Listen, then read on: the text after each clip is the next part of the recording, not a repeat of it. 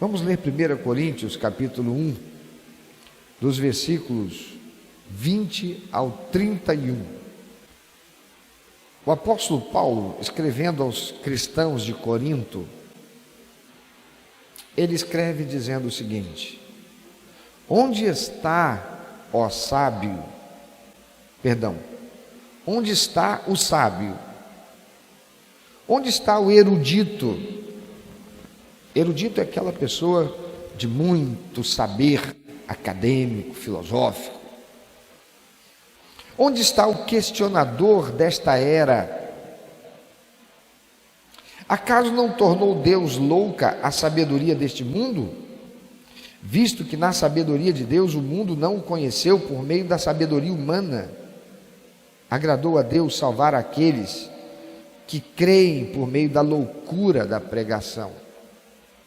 Os judeus pedem sinais miraculosos e os gregos procuram sabedoria. Nós, porém, pregamos a Cristo crucificado, o qual, de fato, é escândalo para os judeus e é loucura para os gentios, mas para os que foram chamados, tanto judeus como gregos, Cristo é o poder de Deus e a sabedoria de Deus. Porque a loucura de Deus é mais sábia que a sabedoria humana, e a fraqueza de Deus é mais forte que a força do homem. Irmãos, pensem no que vocês eram quando foram chamados. Poucos eram sábios, segundo os padrões humanos, poucos eram poderosos, poucos eram os de nobre nascimento, mas Deus escolheu as coisas loucas do mundo para envergonhar os sábios, e escolheu as coisas fracas do mundo para envergonhar os fortes.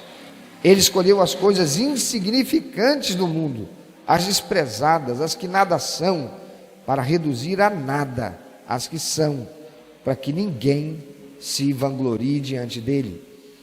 É, porém, por iniciativa dele que vocês estão em Cristo Jesus, o qual se tornou sabedoria de Deus para nós, isto é, justiça, santidade e redenção, para que, como está escrito, quem se gloriar, glorie-se no Senhor. Amados, quando Jesus esteve entre nós na terra e desenvolvia o seu ministério terreno, muitos judeus consideraram uma tolice as boas novas que ele pregava, porque entenderam errado as profecias dos profetas que Deus mandou para anunciar a respeito de quem era o Messias, quando ele viria, como se daria tudo isso. Eles entenderam errado as profecias, eles entenderam segundo o seu sentimento e não segundo a intenção do Senhor Deus Todo-Poderoso. Deus não tinha a intenção de estabelecer um reino terreno, humano, que fosse santo, porque os reis terrenos do povo santo que ele escolheu, sendo pecadores, sempre decepcionavam e estavam sempre focados no conquistar, no amealhar riqueza, no amealhar poder para si, e não em existir para o louvor da glória de Deus. Todos os reis, desde Davi, desde Saul, todos eles estavam focados em ser glorioso na terra. Tirando Davi e um ou outro, mas mesmo Davi era pecador e volta e meia estava fazendo lambança, entristecendo a Deus com as suas atitudes. O povo que, por ter sofrido a perda do seu país, o povo judeu, derrotado na guerra, levado cativo para outro país e depois voltou à sua terra, entendia as profecias a respeito do Messias prometido por Deus como sendo um rei conquistador que seria acompanhado de sinais, prodígios, milagres, para que ele pudesse ser reconhecido por eles como o Messias, aquele rei que vinha da parte de Deus. Por isso que quando Jesus ele entra em Jerusalém, o povo que estava entendendo que ele era esse Messias rei, eles vinham com galhos de árvores, com palmas, eles estendiam seus mantos no chão, para que Jesus, que estava sentado no jumentinho, pudesse passar, e eles diziam: bendito seja o rei, aquele que vem em nome de Davi. Eles estavam esperando isso. Mas Jesus não restaurou o trono de Davi como eles esperavam. Além disso, ele foi executado como um criminoso. E como um criminoso pode ser salvador? Era assim o pensamento. Por isso, Jesus era para os judeus um escândalo. Como ele pode ser verdadeiramente da parte de Deus o Messias? Aquele que foi morto como um criminoso. É escândalo para os judeus.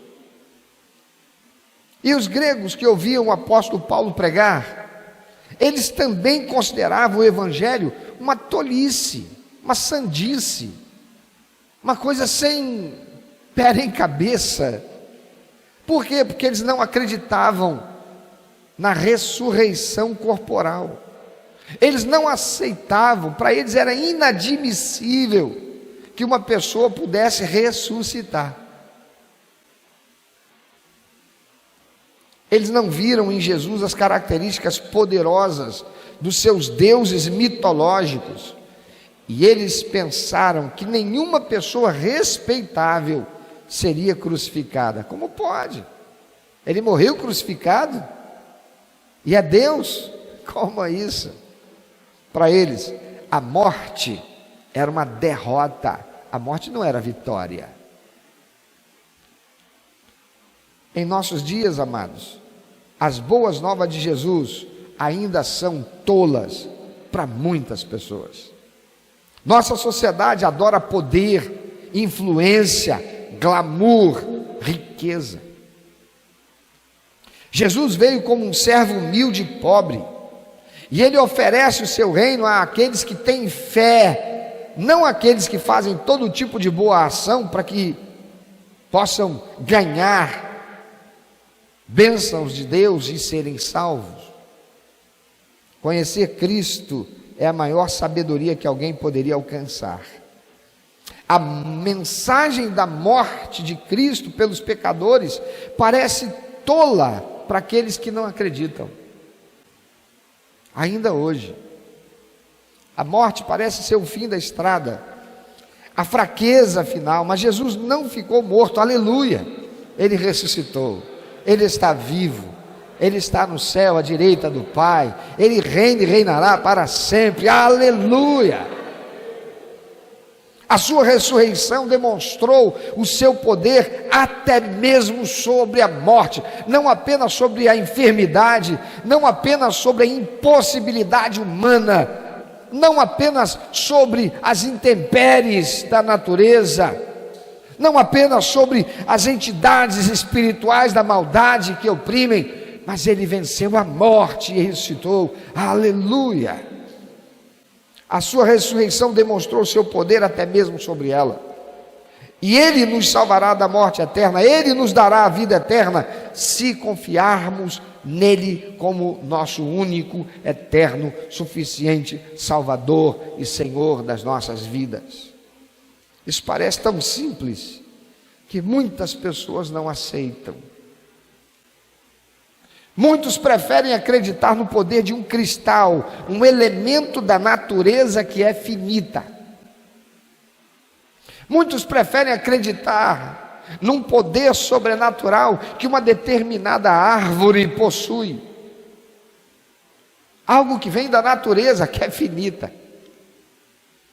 Muitos precisam acreditar em poções mágicas, que você faz, coloca aos pés, para que o chakra sendo aberto, toda a ação má de espíritos que está em você, flua para o universo. O que não serve para mim, eu mando para o universo.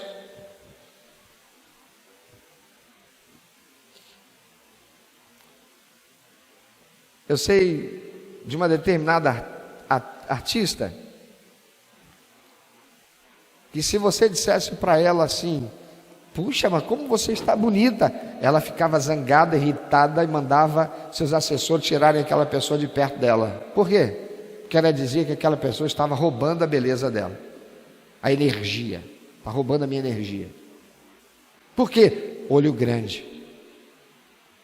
Quero essa pessoa perto de mim, não. A pessoa foi fazer um elogio. Tem muitos que preferem acreditar em toda sorte de coisas, menos em Jesus. Acreditar em Jesus, mas isso aí é mito. Isso é a história da carochinha. Acreditar em Jesus, acreditar na Bíblia, palavra de Deus. Ninguém nunca viu Deus. Quem já viu Deus? Apesar de todas as evidências históricas e científicas que a Bíblia apresenta, um livro que existe há milhares de anos e está à nossa disposição nesse país, aleluia, pela liberdade que temos e ainda temos.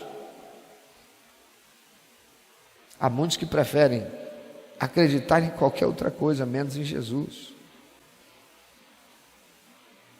Isso parece tão simples. O Evangelho é tão simples que as pessoas muitas não creem. Eles tentam outras maneiras de obter a vida eterna, ser bom, ser sábio e outras maneiras, mas todas as suas tentativas não funcionarão. As pessoas tolas, ditas assim, que simplesmente aceitam a oferta de Cristo, são na verdade as mais sábias de todas, porque somente elas viverão eternamente com Deus, aleluia.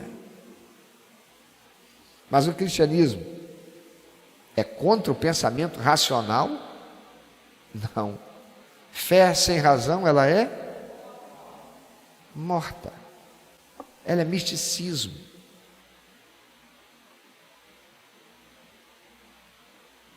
O misticismo é algo morto, não tem função verdadeira. Fé sem razão é misticismo.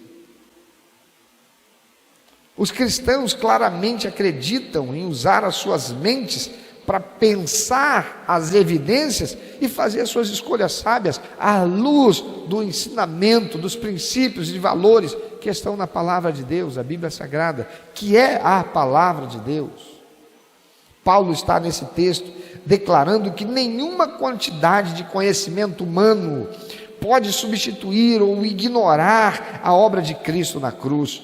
Se pudesse, Cristo seria acessível apenas aos dotados intelectualmente e bem educados, e não às pessoas comuns, às crianças e aos analfabetos. Porque uma pessoa não precisa saber ler e escrever para receber Jesus como Salvador e Senhor, porque a salvação vem pela fé, em ouvir a palavra de Deus. Paulo continua a enfatizar que a maneira de receber a salvação é tão simples que qualquer pessoa que quiser pode encontrá-la. Habilidade, sabedoria não levam uma pessoa ao reino de Deus. A simples fé é o que faz. Então ninguém pode se gabar de que as suas realizações o ajudarão a garantir a vida eterna. Não é pelo tanto que eu fiz no ministério, não é pelo tanto que eu fiz na congregação, não é pelo tanto que eu fiz na igreja, não é pelo tanto que eu fiz, mas é pela fé que eu tenho em Jesus. A salvação vem totalmente de Deus por meio da morte e ressurreição de Jesus Cristo. Não há nada que possamos fazer para ganhar nossa salvação. Precisamos unicamente aceitar o que Jesus fez por nós e receber numa aliança com Ele, para vivermos como uma nova criatura. Uma aliança de vida eterna, que começa aqui e nunca terminará. Deus é a fonte e a razão do nosso relacionamento pessoal e vivo com Cristo. Nossa união e identificação com Cristo, queridos, resulta em termos a sabedoria e o conhecimento de Deus. Você pode repetir depois de mim? A minha união e identificação com Cristo resulta em eu ter sabedoria e conhecimento de Deus. Você tem buscado sabedoria e conhecimento de Deus?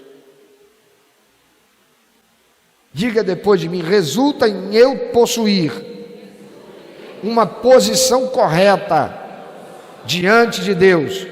Você tem buscado uma posição correta diante de Deus? Justiça.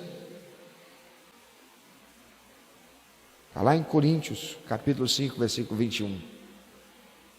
Diga depois de mim: resulta em eu ser santo. Está lá em 1 Tessalonicenses 4, 3 a 7. Diga depois de mim: resulta em ter a penalidade dos meus pecados pagos por Jesus. Isso é a obra de redenção que está lá em Marcos capítulo 10, 45. Então, nossa união e identificação com Cristo resulta em termos sabedoria e conhecimento de Deus, possuirmos uma posição correta diante do Senhor, sermos justos, sermos santos, termos a penalidade dos nossos pecados pagos por Jesus na cruz. No contexto de racionalidade da nossa sociedade corrompida pelo pecado, é lógico, o lógico é buscar ter aquilo que aos olhos humanos é o melhor. E o melhor, via de regra, se dá pela aparência, pelo diploma, pelo currículo, pelos feitos. Vai se procurar alguém para ocupar uma determinada posição na empresa. Quem é que está melhor vestido? Quem é que tem a melhor aparência? Quem tem mais graduação? Trabalhou em que empresas? Quem trabalhou na melhor empresa, na empresa mais renomada? E todos esses são critérios observados pela capacidade limitada do homem de enxergar aquela pessoa, pela aparência. Porque, amado, alguém pode ter muito diploma. Tem gente aí formada no exterior, em universidades de Harvard, de Yale, de Cambridge e outras, e estão hoje na cadeia, porque tendo ocupado posições de destaque em meio à sociedade, como empresários ou como agentes públicos, se tornaram criminosos, usando daquela posição para se locupletar, desviando o dinheiro público, roubando do povo. De que adiantou todo aquele feito acadêmico? Mas é assim que a sociedade faz, porque ela é corrupta e corrompida. O lógico é buscar aquilo que aos olhos humanos é melhor. E o melhor para a sociedade, via de regra, se dá pela aparência. Mas diz a palavra de Deus, pelo apóstolo Paulo, Deus escolheu as coisas loucas do mundo para envergonhar os sábios, e escolheu as coisas fracas do mundo para envergonhar os fortes. Ele escolheu as coisas insignificantes do mundo, as desprezadas, as que nada são, para reduzir a nada as que são, para que ninguém se vanglorie diante de Deus. Amados, o que o texto está dizendo é que Deus escolhe diferente do mundo. Deus escolhe diferente de nós, seres humanos. Deus escolhe diferente do que a sociedade escolhe. E a Bíblia mostra isso. O mimado e fofoqueiro José, adolescente ainda, era o improvável. aquele que ninguém escolheria, mas foi ele o escolhido por Deus para vir a se tornar o governador do Egito, que preservaria toda a descendência de Abraão e manteria a promessa do Senhor feita a ele. Deus escolheu o adolescente Davi, pastorzinho de ovelhas, tocador de harpas. Ele era o improvável, mas foi ele quem Deus escolheu para entrar naquela batalha contra Golias e vencê-lo, e depois tornar-se rei, que levou Israel a ser a nação poderosa, no cumprimento da promessa de Deus, de ter um povo escolhido para si. Jesus não nasceu de uma família rica e nobre, lá num palácio. Ele tinha por padrasto um carpinteiro, de quem aprendeu a profissão, e durante seu ministério não tinha sequer uma casa própria. Ele tinha que dormir ao relento, ele tinha que dormir embaixo de uma árvore, ele tinha que dormir e se abrigar em uma caverna, ou então em algum quarto e com uma cama, emprestados por alguém que o recebesse. E seu fim foi ser morto como criminoso, pregado numa cruz, para se tornar o Salvador e o remidor de todo aquele que nele crê. Aleluia.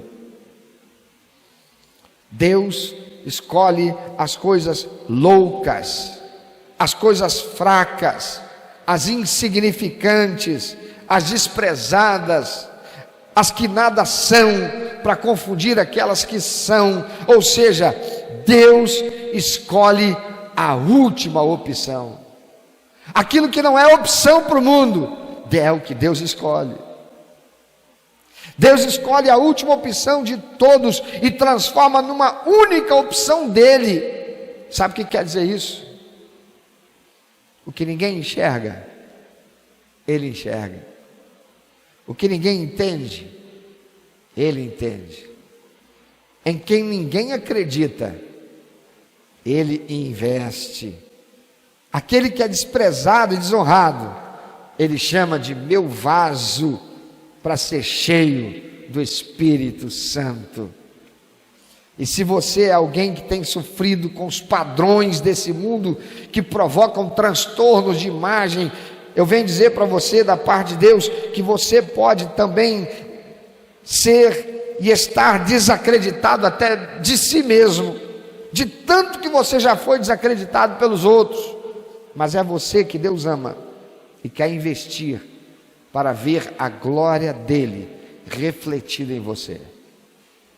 Você pode se sentir o menor de todos, o mais desprezível, o mais desprezado. Você já ouviu tanto que você não é, você não pode. Quem é você? Mas Deus diz: você é alguém que eu quero, é você que eu quero. Se você é alguém que tem sofrido com os padrões desse mundo, que provocam um transtorno de imagem, eu digo para você que é você que Deus ama, é você que Deus quer. O critério que Jesus usa para escolher alguém não é o desse mundo. Está escrito lá em Salmo 51, versículo 17. E o critério dele é um coração quebrantado e contrito. E alguém assim, ele não despreza. Jesus foi desprezado e ele entende você. Você pode se sentir desprezado porque você foi abandonado pelo teu ente querido. Teu marido te largou com essas crianças e foi atrás de uma outra mais nova, mais bonita, sei lá. Ela te abandonou e foi atrás de um outro que tem mais dinheiro, mais condição, sei lá. Você foi preterido naquele emprego porque você mora na Baixada, queriam alguém que morasse lá na Zona do Sul. Você é olhado de modo estranho e com o nariz torto por alguém, por você ser alguém que reside na favela. Você pode ser alguém que se sente desprezado e até mesmo já está desacreditado de si mesmo. Mas saiba que é você que o Senhor quer. Jesus morreu naquela cruz para que todo aquele que nele crer não pereça, mas tenha vida eterna. Ele não vê como o mundo vê. Se ele não visse como o mundo, diferente da maneira como o mundo vê, eu hoje não estaria aqui. Eu já não seria mais ninguém. Porque houve um tempo que eu tive muito, mas quando eu tudo perdi, eu perdi aqueles que se diziam amigos, eu perdi aqueles que se diziam companheiros, eu perdi aqueles que diziam que me amavam, eu perdi aqueles que diziam que gostavam de mim, eu perdi aqueles que diziam, tudo que eu tenho está aí à tua disposição, já não tinha mais. Eu fiquei sem valer mais nada e até mesmo eu já não acreditava mais em mim. E se tem uma coisa que, se tirada de um ser humano, ele não se vê mais em condições de continuar vivendo, é a sua dignidade. E até a minha dignidade foi arrancada de mim. E quando eu já não valia mais nada, e em depressão e pensando em suicídio, sabe quem é que me chamou pelo meu nome e disse: mas eu morri na cruz por você, porque eu te amo e você tem valor? Esse alguém foi Jesus. Ele ama você e Ele quer você para ter a tua vida transformada de alguém que aos olhos da sociedade não é nada, para ser tornado em alguém pela ação da graça e do poder dele. E Ele faz isto porque é para que ninguém bata no peito e diga: eu posso, foi por minha causa, eu sou o cara. Está vendo ali meu diploma? Porque tudo isso é vaidade. Quando a gente perde isso, quando a gente passa na peneira, o que é que sobra? E quem fica com a gente? Jesus. Quando o homem está no fundo do poço, quando ninguém mais o quer, quem é que o quer? Jesus. Ele quer. Foi por você que Ele morreu na cruz. E Ele quer te dar salvação. Ele quer te dar vida eterna. E Ele quer te dar restauração. Meu irmão, minha irmã, você desviou os olhos do Senhor? Você tirou do teu foco a fé em Deus? Porque você tem experimentado situações que têm levado você a se sentir menor, incompetente, nada. Você tem ouvido ultimamente coisas difíceis, dolorosas, para fazerem você abatido, abatida, e não se vê mais com forças para continuar.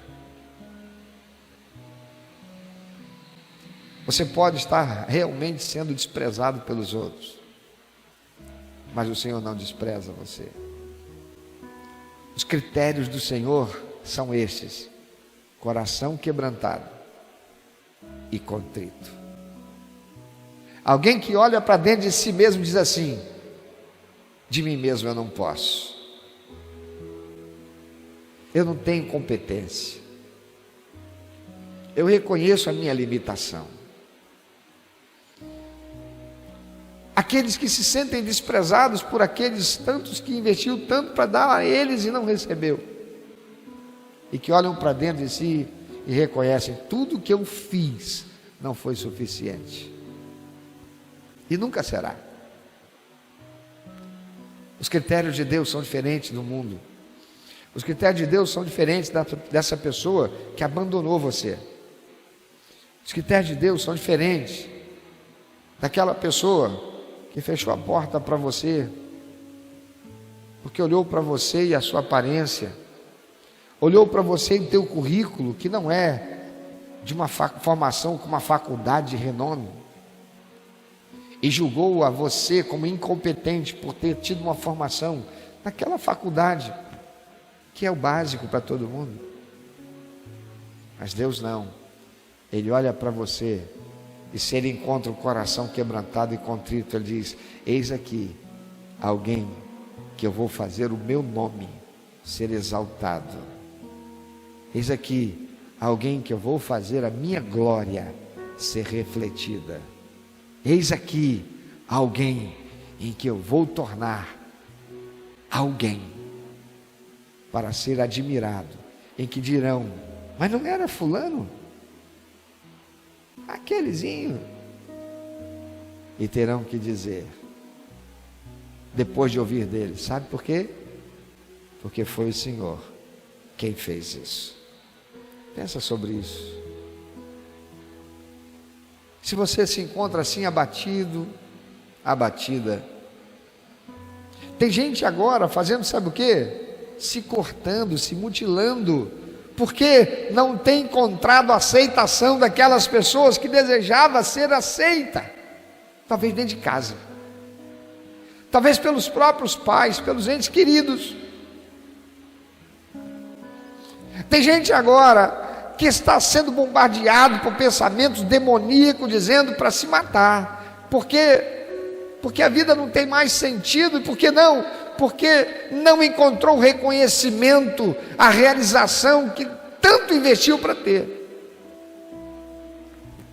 Jesus entende você, porque ele foi rejeitado. Ele entende você, porque ele foi perseguido. Ele entende você, porque ele sofreu o descrédito das pessoas.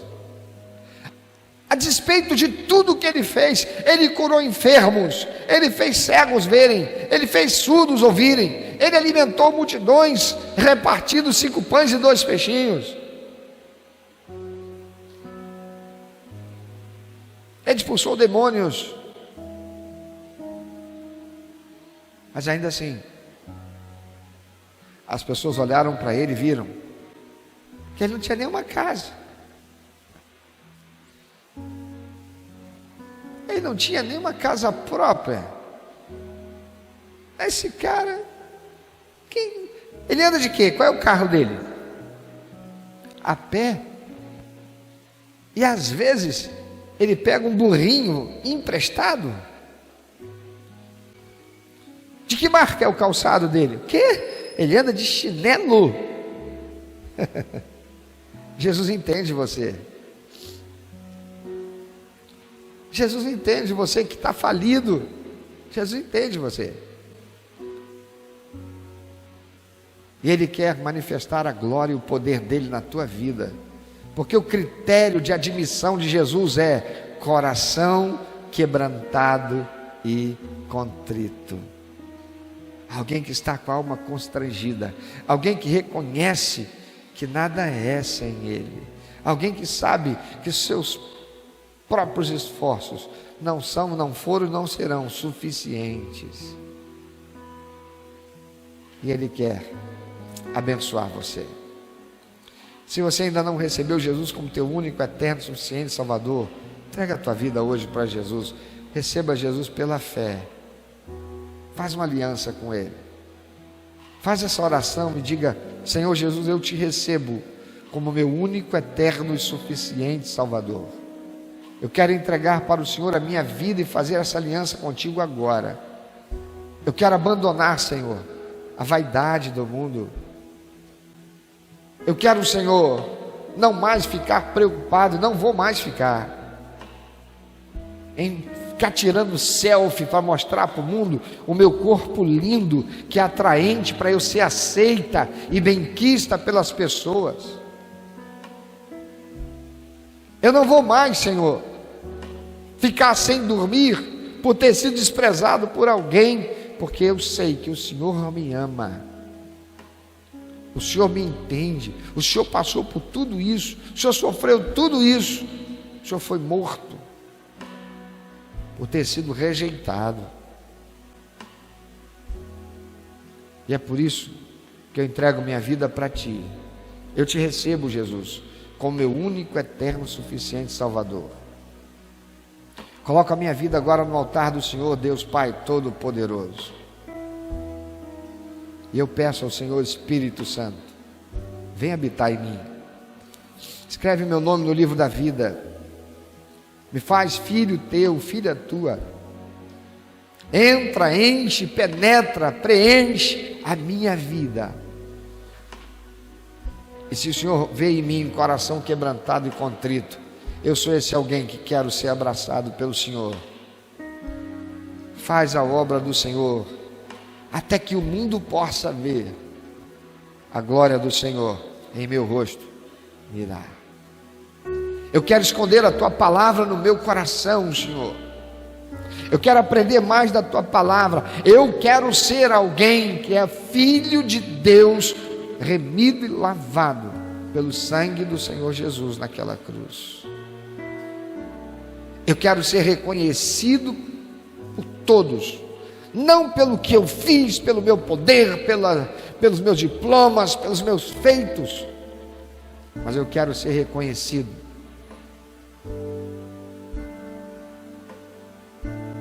como filho de Deus, filha de Deus, aquela que o Senhor faz ser mais que vencedor sobre todas as coisas. Se você está aqui e você é alguém com quem o Senhor tem falado nessa noite, se essa palavra de Deus tocou profundamente a tua alma, o teu coração, ela fez sentido à tua razão, levanta a tua mão para o céu e diz: Senhor, eu estou aqui, a tua palavra eu recebo. Faz isso agora. Aleluia. Se você está em casa e essa palavra tocou o teu coração, ela falou com você, levanta a tua mão para o céu, aí onde você está na tua casa, e diga: Senhor, eu sou esse alguém, eu entrego minha vida, minha alma, meu coração quebrantado e contrito para o Senhor. Toma na minha mão, segura na minha mão, Senhor, me leva contigo. E aí você vai poder falar com Deus, dizer: Senhor, eu entrego minha vida, meus dias, meu amanhã, eu coloco na tua mão agora. Eu sou incompetente, mas o Senhor é todo poderoso. Eu sou incompetente, mas o Senhor tudo pode. Eu creio no poder do Senhor para fazer novas todas as coisas na minha vida. Vem ser Senhor da minha vida. Senhor, eu não estou pedindo um ato milagroso do Senhor, não. Eu estou fazendo uma aliança com o Senhor. Eu vou começar a buscar a tua palavra a partir de hoje, a Bíblia Sagrada, para conhecer o Senhor, porque eu aprendi nesta noite que a maior sabedoria que alguém pode ter é conhecer o Senhor, é saber os princípios e valores do Senhor e tê-la sendo aplicado na sua vida, na minha vida, para que eu possa ser tornado cada dia parecido com o Senhor. Fala com Deus, ora, fala com Deus, abre a tua boca, faz assim essa tua oração com Ele e diga para Ele: Senhor, eu escondo essa tua palavra agora no meu coração. Fique em pé onde você está, fique em pé, põe-se em pé agora e diga para Deus: Senhor, eu recebo essa tua palavra em nome de Jesus. Eu recebo esta palavra e aplico ela no meu coração. Fique em pé e canta para Deus como uma oração, dizendo para Ele: Senhor, a tua palavra eu escondo no meu coração.